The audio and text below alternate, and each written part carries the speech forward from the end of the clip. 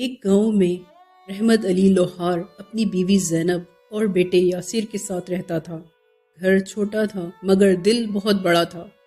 غربت نے ان کی زندگی کو مشکل بنا رکھا تھا۔ ایک صبح زینب بولی، رحمت کب تک ایسے چلے گا؟ روز امید لے کر جاتے ہو اور شام کو خالی ہاتھ لوٹتے ہو۔ رحمت نے آہ بھری، کیا کروں زینب، نصیب ہی روٹ گیا ہے۔ جب بھی حالات بہتر ہوتے ہیں کوئی نہ کوئی نئی مصیبت آ جاتی ہے۔ اسی وقت 10 سال کا یاسر دوڑتا ہوا آیا، ابا میرے دل میں کئی دنوں سے اچھا کھانا کھانے کی خواہش ہے، ہمارے گھر میں کبھی پکوان کیوں نہیں بنتے؟ رحمت کی آنکھیں نم ہو گئیں، بیٹا فکر نہ کر، ایک دن ہمارا بھی آئے گا، تب ہم بھی بہتر کھانا کھائیں گے۔ شام کو رحمت تھکا ہارا لوٹا، آج بھی دکان پر کوئی گاہک نہیں آیا تھا۔ زینب نے پوچھا، کیا ہوا رحمت؟ رحمت نے دھیرے سے کہا، آج سردار خان اور اکبر بھی میری قسمت پر ہنس رہے تھے، اب تو گھر میں کھانے کو بھی کچھ نہیں۔ زینب خاموش ہو گئی، گھر کے حالات بگڑتے جا رہے تھے۔ اگلے دن رحمت گھر سے نکل کر جنگل کی طرف چل پڑا۔ دل بہت بوجھل تھا، وہ سوچ رہا تھا، کیا زندگی کا یہی انجام ہے؟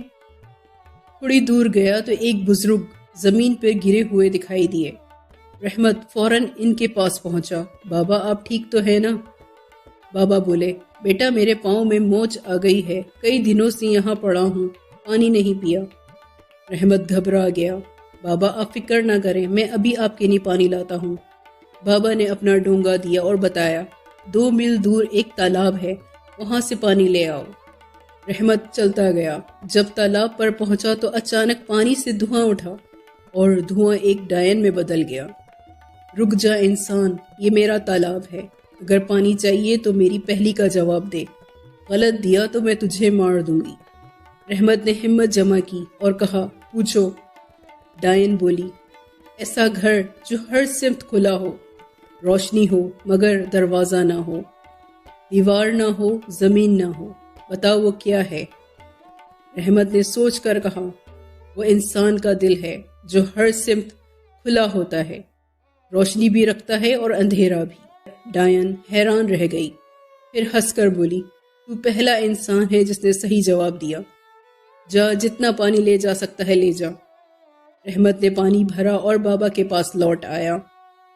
بابا نے پانی پیا اور مسکرا کر کہا، بیٹا تو سچا اور بہادر ہے، میں تجھے ایک تحفہ دیتا ہوں، یہ سنہری ہرن لے جا، اسے اپنی بیٹی کی طرح پالنا۔ رحمت ہرن کو گھر لے آیا۔ زینب بولی، ہم بھوکے ہیں اور بابا نے تجھے ہرن دے دیا۔ رحمت بولا، بابا نے کہا ہے یہ تمہاری قسمت بدلے گا۔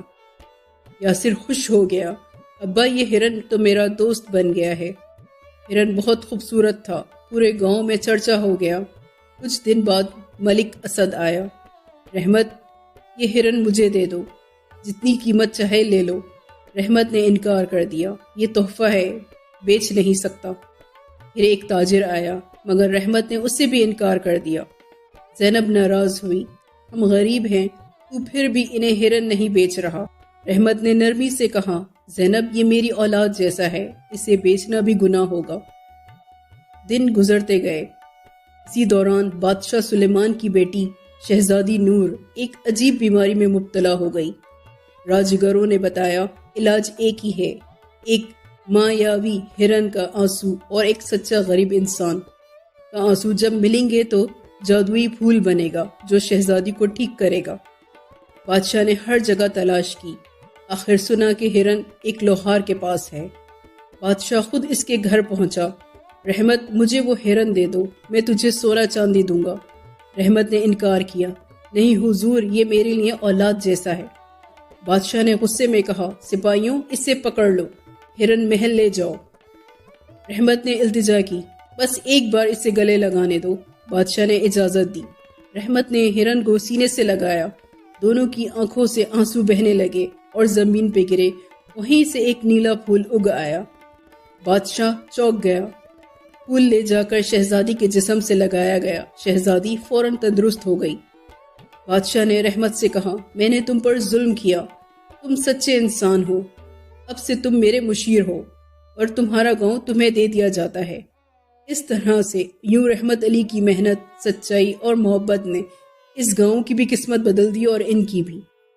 اس کا نام ہمیشہ یاد رکھا گیا کیونکہ سچا دل ہمیشہ جادو کرتا ہے۔